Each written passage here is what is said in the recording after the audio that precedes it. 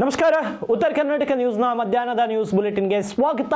ನಾನು ಹನುಮಂತ್ ದೇಶ್ಮುಖ್. ಬನ್ನಿ ಕ್ವಿಕ್ ಆಗಿ ನೋಡೋಣ ಈ ಕ್ಷಣದ ಪ್ರಮುಖ ಸುದ್ದಿಗಳನ್ನು. ಬೀದರ್ ಜಿಲ್ಲೆಯ ಹುಲಸೂರು ತಾಲೂಕಿನ ತೊಗಲೂರು ಗ್ರಾಮ ಪಂಚಾಯಿತಿಯಲ್ಲಿ ಭ್ರಷ್ಟಾಚಾರ ನಡೆದಿರುವ ಸದ್ದು ಕೇಳಿ ಬರ್ತಾ ಇದೆ. 2017-18ರಲ್ಲಿ ಅರ್ಜಿ ಹಾಕಿದ್ದು ಆ ಮನೆಗಳು 2024-25ರಲ್ಲಿ ಮಂಜೂರಾತಿಯಾಗಿದ್ದು, ಫಲಾನುಭವಿಗಳು ಮನೆಯ ಕಟ್ಟಡ ಕಟ್ಟಿಕೊಳ್ತಿರುವ ಸಮಯದಲ್ಲಿ ಮನೆಯ GPS ಮಾಡಲು 1,000 ಮನೆಯ ಬಿಲ್ಗಳನ್ನು ಮಾಡಲು 5,000 ರೂಪಾಯಿ ತಾಲೂಕ್ ಪಂಚಾಯತ್ ಕಾರ್ಯನಿರ್ವಾಹಕ ಅಧಿಕಾರಿಗಳು ಮಹಾದೇವ್ ಜಮ್ಮ, ಗ್ರಾಮ ಪಂಚಾಯತ್ ಅಭಿವೃದ್ಧಿ ಅಧಿಕಾರಿ ಸಿದ್ಲಿಂಗು ಹಾಗೂ ಬಿಲ್ ಕಲೆಕ್ಟರ್ ಸಂತೋಷ್ ಎನ್ನುವರು ಸೇರಿ ಫಲಾನುಭವಿಗಳಿಂದ ಹಣ ಪಡೆದು ಭ್ರಷ್ಟಾಚಾರವೆಸಗುತ್ತಿದ್ದಾರೆ ಅಂತ ಹುಲಸೂರು ತಾಲೂಕಿನ ದಲಿತ ಸೇನೆಯ ವತಿಯಿಂದ ಜಿಲ್ಲಾ ಪಂಚಾಯತ್ ಸಿಒ ಅವರಿಗೆ ದೂರು ನೀಡಿದರು. ಅದರಂತೆ ವಿಚಾರಣೆಗಾಗಿ ಜಿಲ್ಲಾ ಪಂಚಾಯತ್ ಅಧಿಕಾರಿಗಳು ತೊಗಲೂರು ಗ್ರಾಮ ಪಂಚಾಯತ್ಗೆ ಭೇಟಿ ನೀಡಿದಾಗ ಮನೆಯ ಮಂಜೂರಾದ ಫಲಾನುಭವಿಗಳು ನೀಡಿರುವ ದಾಖಲೆ ಫೈಲ್ಗಳೇ ಮಾಯವಾಗಿವೆ. ವಿಚಾರಣೆಗೆ ಬಂದಿದ್ದ ಜಿಲ್ಲಾ ಮಟ್ಟದ ಅಧಿಕಾರಿಗಳು ಮುಂದಿನ 30ನೇ ತಾರೀಕಿನೊಳಗಡೆ ಎಲ್ಲ ಫೈಲ್ಗಳನ್ನು ಕಲೆ ಹಾಕಬೇಕು ಹಾಗೂ ಮುಂದಿನ ವಿಚಾರಣೆಯ ದಿನಾಂಕವನ್ನು ನಿಮಗೆ ನೀಡುತ್ತೇವೆ ಅಂತ ತಿಳಿಸಿದ್ದಾರೆ.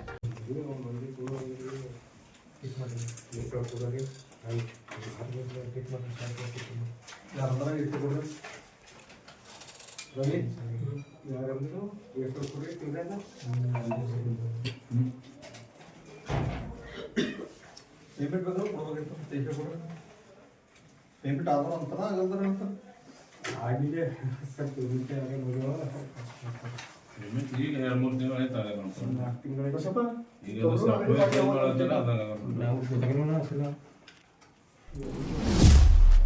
ಅಫಜಲ್ಪುರ ತಾಲೂಕಿನ ಜನರಿಗೆ ಶುದ್ಧ ಕುಡಿಯುವ ನೀರಿನ ಅಗತ್ಯವಾಗಿದ್ದು, ಇದು ಕೇವಲ ಯೋಜನೆಯಲ್ಲ, ಬದುಕಿನ ಅವಶ್ಯಕತೆಯಾಗಿದೆ ಅಂತ ಅಫಜಲ್ಪುರ ಶಾಸಕರಾದ MY ಪಾಟೀಲ್ ಅವರು ತಿಳಿಸಿದ್ದಾರೆ. ಈ ಹಿನ್ನೆಲೆ ಅವರು ನಗರಾಭಿವೃದ್ಧಿ ಸಚಿವರಾದ ಭೈರತಿ ಸುರೇಶ್ ಅವರನ್ನ ಭೇಟಿ ಮಾಡಿ ಅಫಜಲ್ಪುರ ಕ್ಷೇತ್ರದ ಬಹು ಮುಖ್ಯವಾದ ಶುದ್ಧ ಕುಡಿಯುವ ನೀರಿನ ಸಮಗ್ರ ಯೋಜನೆ ಕುರಿತು ಚರ್ಚೆ ನಡೆಸಿದರು. ಈ ಯೋಜನೆಗೆ ಈಗಾಗಲೇ ಮಂಜೂರಾಗಿರುವ 66.54 ಕೋಟಿ ರೂಪಾಯಿ ಅನುದಾನ ಸಾಕಾಗದ ಕಾರಣ ಪ್ರತಿಯೊಂದು ಮನೆಗೂ ಸುರಕ್ಷಿತ ಕುಡಿಯುವ ನೀರು ತಲುಪಿಸುವ ಉದ್ದೇಶದಿಂದ ಅಗತ್ಯವಿರುವ ಹೆಚ್ಚುವರಿ 19.98 ಕೋಟಿ ರೂಪಾಯಿ ಅನುದಾನ ಮಂಜೂರಾತಿಗಾಗಿ ಸಚಿವರಿಗೆ ಮನವಿಯನ್ನು ಸಲ್ಲಿಸಿದರು.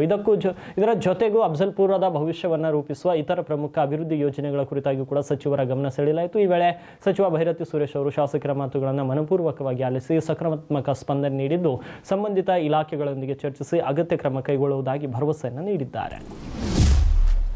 ಚಿತ್ರದುರ್ಗದ ಗೊರ್ಲತ್ತು ಕ್ರಾಸ್ ಬಳಿ ಭೀಕರ ರಸ್ತೆ ಅಪಘಾತ ಸಂಭವಿಸಿದೆ. ಅಪಘಾತದಲ್ಲಿ 9 ಮಂದಿ ಸಜೀವ ದಹನರಾಗಿದ್ದು, ಮೃತರ ಕುಟುಂಬಗಳಿಗೆ ಪ್ರಧಾನಿ ನರೇಂದ್ರ ಮೋದಿ ಕೂಡ ಸಂತಾಪವನ್ನು ಸೂಚಿಸಿದ್ದಾರೆ. ಪರಿಹಾರ ನಿಧಿಯಿಂದ 2 ಲಕ್ಷ ರೂಪಾಯಿ ಪರಿಹಾರವನ್ನು ಘೋಷಣೆ ಮಾಡಿದ್ದಾರೆ. ಗಾಯಾಳುಗಳಿಗೆ 50,000 ರೂಪಾಯಿ ನೆರವನ್ನು ಕೂಡ ನೀಡಿದ್ದಾರೆ. ಕರ್ನಾಟಕದ ಚಿತ್ರದುರ್ಗ ಜಿಲ್ಲೆಯ ಹಿರಿಯೂರು ತಾಲೂಕಿನ ಗೋಲ್ಕತ್ತು ಕ್ರಾಸ್ ಬಳಿ ಸಂಭವಿಸಿದ ಭೀಕರ ರಸ್ತೆ ಅಪಘಾತದಲ್ಲಿ ಮೃತಪಟ್ಟವರ ಕುಟುಂಬದವರಿಗೆ ಕೇಂದ್ರ ಸರ್ಕಾರ 2 ಲಕ್ಷ ರೂಪಾಯಿ ಪರಿಹಾರವನ್ನು ಘೋಷಣೆ ಮಾಡಿದೆ. ಘಟನೆ ಬಗ್ಗೆ ಪ್ರಧಾನಿ ನರೇಂದ್ರ ಮೋದಿ ಸಂತಾಪ ಸೂಚಿಸಿದ್ದು, ಪ್ರಧಾನಿ ಮಂತ್ರಿಯವರ ರಾಷ್ಟ್ರೀಯ ಪರಿಹಾರ ನಿಧಿಯಿಂದ ನೆರವು ನೀಡುವುದಾಗಿ ಘೋಷಣೆಯನ್ನು ಮಾಡಿದ್ದಾರೆ. ಈ ಬಗ್ಗೆ ಪ್ರಧಾನಿ ಕಾರ್ಯಾಲಯ X ಮೂಲಕ ಮಾಹಿತಿ ಹಂಚಿಕೊಂಡಿದೆ. ಕರ್ನಾಟಕದ ಚಿತ್ರದುರ್ಗ ಜಿಲ್ಲೆಯಲ್ಲಿ ಸಂಭವಿಸಿದ ಅಪಘಾತದಲ್ಲಿ ಜೀವ ಹಾನಿಯಾಗಿದೆ ಅಂತ ತಿಳಿದು ತೀವ್ರ ದುಃಖವಾಗಿದೆ.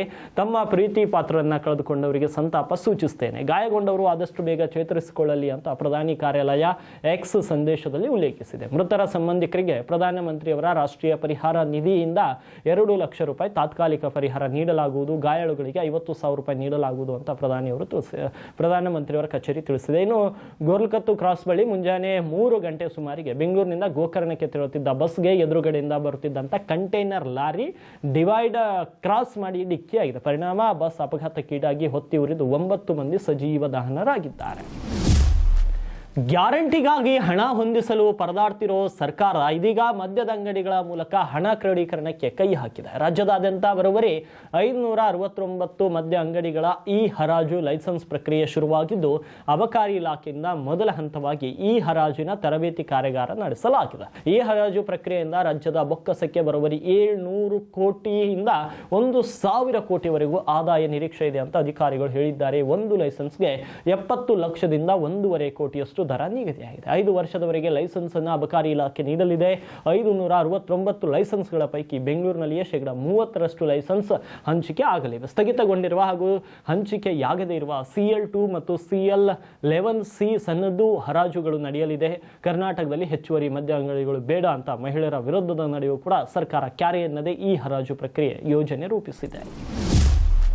ರಾಮಾಯಣ ಕಾಲದ ಐತಿಹಾಸಿಕ ಹಿನ್ನೆಲೆಯನ್ನ ಹೊಂದಿರುವ ಕೊಪ್ಪಳದ ಗಂಗಾವತಿ ತಾಲೂಕಿನ ಆಂಜನಾದ್ರಿ ಬೆಟ್ಟಕ್ಕೆ ರಿಷಬ್ ಶೆಟ್ಟಿ ದಂಪತಿಗಳು ಇಂದು ಭೇಟಿಯನ್ನ ನೀಡಿದ್ದಾರೆ. ದಂಪತಿ ಸಮೇತ ಆಂಜನಾದ್ರಿ ಬೆಟ್ಟಕ್ಕೆ ಭೇಟಿಯನ್ನ ನೀಡಿದ ರಿಷಬ್ ಶೆಟ್ಟಿ ಬೆಟ್ಟದ 575 ಮೆಟ್ಟಿಲುಗಳನ್ನು ಏರುವ ಮೂಲಕ ದೇವರ ದರ್ಶನವನ್ನು ಪಡೆದುಕೊಂಡಿದ್ದಾರೆ. ಕಾಂತಾರ ಚಿತ್ರ ಯಶಸ್ಸು ಕಂಡಿರುವ ಕಾರಣಕ್ಕೆ ಅಂಜನಾದ್ರಿಗೆ ಭೇಟಿ ನೀಡಿ ಹನುಮಾನ ದೇವರಿಗೆ ಮಹಾಮಂಗಲಾರತಿ ಸೇರಿದಂತೆ ಧಾರ್ಮಿಕ ಪೂಜೆಯನ್ನು ಸಲ್ಲಿಸಿದರು. ನಂತರ ದೇವಸ್ಥಾನದ ಪ್ರಧಾನ ಅರ್ಚಕ ವಿದ್ಯಾದಾಸ್ ಬಾಬಾ ಅವರು ರಿಷಬ್ ಶೆಟ್ಟಿ ಅವರಿಗೆ ಸನ್ಮಾನಿಸಿ ಗೌರವಿಸಿದರು. ನಂತರ ನಟ ರಿಷಬ್ ಶೆಟ್ಟಿ ಅವರು ಬೆಟ್ಟದ ಮೇಲಿಂದ ತುಂಗಭದ್ರಾ ನದಿ, ವಿಜಯನಗರದ ಹಂಪಿ ಸೇರಿದಂತೆ ಕಿಷ್ಕಿಂಧ ಭಾಗದ ಬೆಟ್ಟದ ಸಾಲುಗಳನ್ನು ವೀಕ್ಷಣೆ ಮಾಡಿದರು.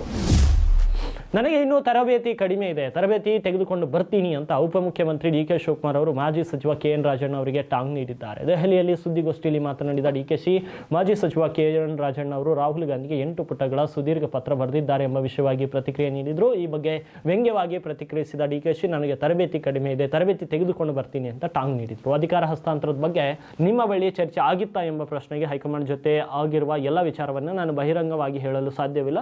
ನಾವೆಲ್ಲ ಒಟ್ಟಾಗಿ ಪಕ್ಷವನ್ನು ಅಧಿಕಾರಕ್ಕೆ ತಂದಿದ್ದೇವೆ, ಒಟ್ಟಾಗಿರ್ತೇವೆ. ಊಹಾಪೋಹಗಳು ಮಾಧ್ಯಮದಲ್ಲಿ ಇವೆ, ನಮ್ಮಲ್ಲಿಯೂ ಇವೆ. ನಾನು ಯಾರ ಭೇಟಿಗೂ ಅವಕಾಶ ಕೇಳಿಲ್ಲ. ಯಾವುದೇ ಹುದ್ದೆಗಿಂತ ಹೆಚ್ಚಾಗಿ ನಾನು ಪಕ್ಷದ ಕಾರ್ಯಕರ್ತನಾಗಿ ಇರಲು ಇಷ್ಟಪಡ್ತೇನೆ. ರಾಹುಲ್ ಗಾಂಧಿಯನ್ನು ಪ್ರಧಾನಿಯಾಗಿ ನೋಡುವುದೇ ನನ್ನ ಆಸೆ ಎಂದರು. ಮೈಸೂರಿನ ಅಹಿಂದ ಸಮಾವೇಶದ ಬಗ್ಗೆ ಪ್ರತಿಕ್ರಿಯಿಸಿ, ಸಮಾವೇಶ ಮಾಡುವವರಿಗೆ ಒಳ್ಳೆಯದಾಗಲಿ ಅಂತ ಶುಭ ಹಾರೈಸಿದರು.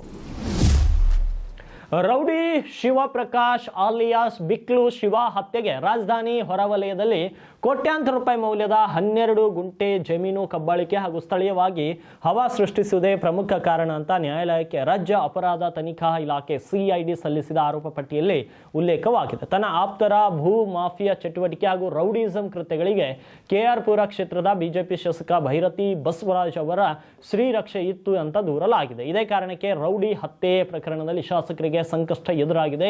ಹಲವು ವರ್ಷಗಳಿಂದ ಶಾಸಕರ ಆಪ್ತ ಎನ್ನಲಾಗಿದ್ದ ಹೆಣ್ಣೂರಿನ ಜಗದೀಶ್ ಆಲಿಯಾಸ್ ಜಗ್ಗಾ ಹಾಗೂ ಭರತಿನಗರದ ರೌಡಿ ಬಿಕ್ಲು ಶಿವನ ಮಧ್ಯೆ ವೈರತ್ವ ಇತ್ತು. ಕೆಆರ್ ಪುರ, ಹೆಣ್ಣೂರು, ಭರತಿನಗರ, ರಾಮಮೂರ್ತಿ ನಗರ, ಹಲಸೂರು ಹಾಗೂ ಬಾಣಸವಾಡಿ ಸೇರಿ ಬೆಂಗಳೂರು ಪೂರ್ವಭಾಗದಲ್ಲಿ ಹಿಡಿತ ಸಾಧಿಸಲು ಈ ಇಬ್ಬರ ಮಧ್ಯೆ ಪೈಪೋಟಿ ಇತ್ತು. ಇದೇ ಕಾರಣಕ್ಕೆ ಹಲವು ಬಾರಿ 2 ಗುಂಪುಗಳ ಮಧ್ಯೆ ಆಗಾಗ ಬಡದಾಟಗಳು ಕೂಡ ನಡೆದಿದ್ವು ಅಂತ ಹೇಳಲಾಗಿದೆ. ಕಳೆದ 2024ರಲ್ಲಿ ಬೆಂಗಳೂರು ಪೂರ್ವ ತಾಲೂಕಿನ ಬೀದರ್ಹಳ್ಳಿ ಹೋಬಳಿಯ ಕಿತ್ತಗನೂರಿನಲ್ಲಿ ಸರ್ವೆ ನಂಬರ್ 212ರ 12 ಗುಂಟೆ ಭೂಮಿಯನ್ನು ಬಿಕ್ಲು ಶಿವ ಒತ್ತುವರಿ ಮಾಡಿಕೊಂಡು ಬೇಲಿ ಹಾಕಿದ್ದ. ಈ ಭೂಮಿಯನ್ನು ತಾತ್ಕಾಲಿಕವಾಗಿ ಶೆಡ್ ನಿರ್ಮಿಸಿ 2 ಮಹಿಳೆಯರನ್ನ ಆತ ನೇಮಿಸಿದ್ದ. ಆದರೆ ಈ ಭೂಮಿ ಮೇಲೆ ಜಗ್ಗನ ಕಣ್ಣು ಬಿತ್ತು. ಆ ಭೂಮಿ ಕಬಳಿಕೆಗೆ ಯತ್ನಿಸಿದ ಜಗ್ಗ ಆ ಜಮೀನಿಗೆ ನುಗ್ಗಿ ಬೇಲಿ ಕಿತ್ತಿ ಹಾಕಿ ದಾಂಧಲೆ ನಡೆಸಿದ್ದ. ಇದೇ ವಿಚಾರವಾಗಿ ಬಿಕ್ಲು ಶಿವನಿಗೆ ಜಗ್ಗ ಬೆದರಿಕೆ ಹಾಕಿದ್ದ. ಈ ಸಂಬಂಧ ಅವಲಹಳ್ಳಿ ಪೊಲೀಸ್ ಠಾಣೆಯಲ್ಲಿ ಪ್ರಕರಣ ದಾಖಲಾಗಿತ್ತು. ಇದಾದ ಬಳಿಕ ಮಹದೇವಪುರ ಸಮೀಪ ಶಾಸಕ ಭೈರತಿ ಬಸವರಾಜ್ ಅವರ ಪರಿಚಿತರಿಗೆ ಸೇರಿದ ಜಾಗದ ವಿಚಾರವಾಗಿ ಬಿಕ್ಲು ಶಿವನ ಜೊತೆ ಮತ್ತೊಂದು ಭೂ ವ್ಯಾಜ್ಯ ನಡೆದಿತ್ತು. ಆಗ ಬಿಕ್ಲು ಶಿವನ ವಿರುದ್ಧ ಮಹದೇವಪುರ ಠಾಣೆಯಲ್ಲಿ ಪ್ರಕರಣ ದಾಖಲಾಯಿತು ಅಂತ ಮೂಲಗಳು ಹೇಳಿವೆ. 75%ರಷ್ಟಿರುವ ದಲಿತರು, ಮುಸ್ಲಿಮರು ಅಧಿಕಾರ ನಡೆಸುವಂತಾಗಬೇಕು. ಒಗ್ಗಟ್ಟಾಗದಿದ್ದರೆ ಉಳಿಗಾಲವಿಲ್ಲ ಎಂಬುದನ್ನು ತಿಳಿದುಕೊಳ್ಳಬೇಕು. ಕೆಟ್ಟ ಪ್ರವೃತ್ತಿ ಬಿಟ್ಟು ಒಗ್ಗಟ್ಟಿನಿಂದ ಬಸವ ತತ್ವಗಳ ಆಚರಣೆಗೆ ತರುವ ಮೂಲಕ ಎಲ್ಲರೂ ಸಮಾನರಾಗಿ ಬಾಳೆಯನ್ನು ನಡೆಸಬೇಕು. Doctor B R. ಅಂಬೇಡ್ಕರ್ ಅವರು ನೀಡಿರುವ ಮತದಾನ ಹಕ್ಕನ್ನು ಸರಿಯಾಗಿ ಬಳಸಿಕೊಂಡು ನಮಗೆ ಬೇಕಾದ ನಾಯಕರನ್ನು ಆರಿಸಿ ತರಬೇಕು ಅಂತ ಜಿಲ್ಲಾ ಉಸ್ತುವಾರಿ ಸಚಿವ ಆರ್.ಬಿ. ತಿಮ್ಮಾಪುರ್ ಕರೆಯನ್ನು ನೀಡಿದ್ದಾರೆ. ನಗರದ ಅಬೂಬಕರ್ ದರ್ಗಾ ಮೈದಾನದಲ್ಲಿ ಶಹೀದ್ ಹಜರತ್ ಟಿಪ್ಪು ಸುಲ್ತಾನ್ ಜಯಂತ್ಯೋತ್ಸವ ಸಮಿತಿ ವತಿಯಿಂದ ಏರ್ಪಡಿಸಿದ ಕೌಮಿ ಏಕತಾ ಸಮಾವೇಶವನ್ನು ಉದ್ದೇಶಿಸಿ ಟಿಪ್ಪು ಸುಲ್ತಾನರು ದೇಶದ ಸ್ವಾತಂತ್ರ್ಯಕ್ಕಾಗಿ ಬ್ರಿಟಿಷರ ವಿರುದ್ಧ ಹೋರಾಟವನ್ನು ಮಾಡಿದರು. ಆಗಿನ ಕಾಲದಲ್ಲಿ ರಾಕೆಟ್ಗಳನ್ನು ತಯಾರಿಸಿ ಬ್ರಿಟಿಷರಿಗೆ ಸಿಂಹ ಸ್ವಪ್ನರಾಗಿದ್ದರು. ಅನೇಕ ಮಠ ಮಂದಿರಗಳನ್ನು ನಿರ್ಮಿಸಿದರು, ನಾಣ್ಯಗಳನ್ನು ಚಲಾವಣೆಗೆ ತಂದಿದ್ದರು. ಸ್ವಾರ್ಥಕ್ಕಾಗಿ ದೇಶವನ್ನು ಗಟ್ಟಿಯಾಗಿ ಕಟ್ಟಲು ಶ್ರಮಿಸಿದ ಟಿಪ್ಪು ಸುಲ್ತಾನರ ಇತಿಹಾಸ ತಿರುಸುವ ಕೆಲಸ ನಡೆದಿದೆ ಅಂತ ಕಳವಳ ವ್ಯಕ್ತಪಡಿಸಿದರು. ರಣವೀರ್ ಸಿಂಗ್ ನಟನೆಯ ಧುರಂಧರ್ 2025ರ ಅತಿ ಹೆಚ್ಚು ಕಲೆಕ್ಷನ್ ಮಾಡಿದ ಸಿನಿಮಾ ಆಗಿ ಹೊರಹೊಮ್ಮಿದೆ. ಈ ಚಿತ್ರ ವಿಶ್ವಮಟ್ಟದ ಕಲೆಕ್ಷನ್ 935 ಕೋಟಿ ರೂಪಾಯಿ ಅಂತ ಅಂದಾಜಿಸಲಾಗಿದೆ. ಈ ಮೂಲಕ ಕಾಂತಾರ ಚಾಪ್ಟರ್ 1 ಚಿತ್ರದ ಗಳಿಕೆಯನ್ನು ಈ ಸಿನಿಮಾ ಹಿಂದಕ್ಕಿಟ್ಟಿದೆ. ಈ ಚಿತ್ರ ಸುಲಭದಲ್ಲಿ ಶೀಘ್ರವೇ 1000 ಕೋಟಿ ರೂಪಾಯಿ ಕ್ಲಬ್ಸಿರುವ ಎಲ್ಲ ಸಾಧ್ಯತೆ ಇದೆ. ಚಿತ್ರತಂಡಕ್ಕೆ ಎಲ್ಲರೂ ಅಭಿನಂದನೆ ತಿಳಿಸುತ್ತಿದ್ದಾರೆ. ಕಾಂತಾರ ಚಾಪ್ಟರ್ 1 ಸಿನಿಮಾದಲ್ಲಿ ರಿಷಬ್ ಶೆಟ್ಟಿ ನಟಿಸಿದ್ದಾರೆ. ಈ ಸಿನಿಮಾ ಸೂಪರ್ ಹಿಟ್ ಆಯಿತು. ರಿಷಬ್ ಅವರೇ ಈ ಚಿತ್ರದ ನಿರ್ದೇಶನವನ್ನು ಮಾಡಿದ್ದಾರೆ. ಈ ಸಿನಿಮಾ ಈ ವರ್ಷದ ಅತಿ ಹೆಚ್ಚು ಗಳಿಕೆ ಮಾಡಿದ ಸಿನಿಮಾ ಇದಾಗಿತ್ತು. ಈ ಚಿತ್ರದ ದಾಖಲೆಯನ್ನು ಈಗ ಧುರಂಧರ್ ಮುರಿದು ಹಾಕಿದೆ.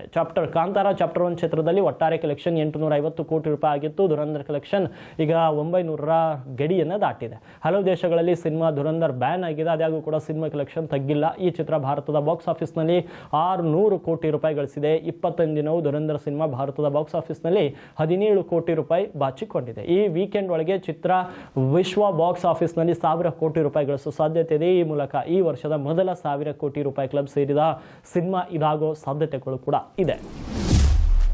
ಇವಾಗಿದ್ವು ಈ ಕ್ಷಣದ ಪ್ರಮುಖ ಸುದ್ದಿಗಳು. ಮತ್ತೆ ಭೇಟಿಯಾಗ್ತೀನಿ ಮತ್ತೊಂದು ನ್ಯೂಸ್ ಬುಲೆಟಿನ್ನಲ್ಲಿ.